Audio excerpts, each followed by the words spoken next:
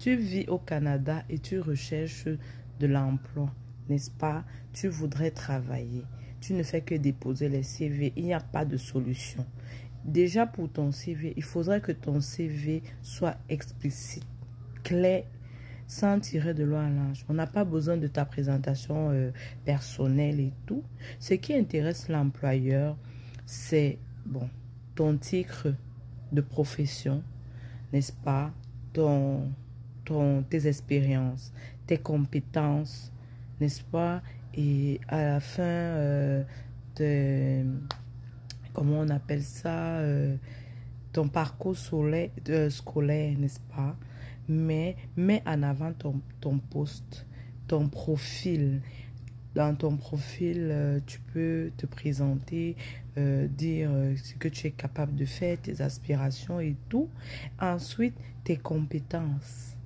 Capitalise, mets tout sur tes compétences. Parce que dis-toi que l'employeur ne te connaît pas. C'est pas ton CV qui va prendre connaissance de toi, mais pas par tes informations personnelles, mais par tes informations professionnelles. Donc, mets tout en avant, toutes ces expériences que tu as pu en avoir avoir dans ta carrière, acquérir. C'est très important. Et aussi, priorise la marche. Va marcher. Déplace-toi pour aller porter. Va déposer tes CV en personne. N'est-ce pas? C'est mieux. Parfois, tu peux avoir une entrevue comme ça, là, qui est une opportunité unique à saisir. Donc, il faut être prêt à tout moment à cette entrevue-là. Quand tu vas porter tes CV en personne, c'est très important. N'hésitez pas à aller marcher pour déposer vos CV.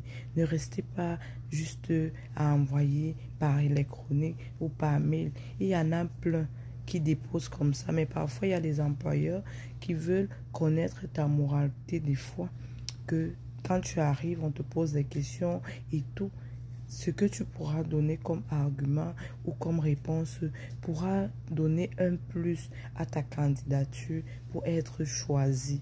Donc maintenant, quand tu cherches aussi cet emploi-là, est-ce que tu es bien préparé?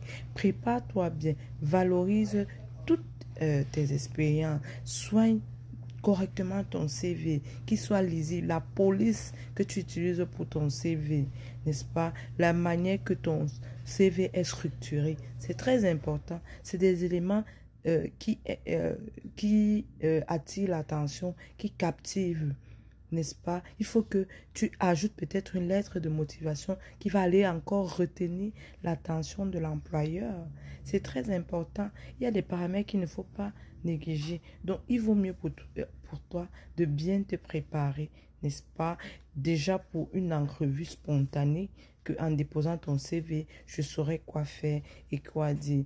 Il y a tellement de vidéos qui vous disent comment faire les entrevues et tout. Mais si tu as besoin que je te donne quelques astuces, dis-moi en commentaire. Si tu n'es pas encore abonné, n'oublie pas de t'abonner, de liker. Au plaisir de se revoir aux prochaines vidéos. Hein? Il faut miser sur tes compétences.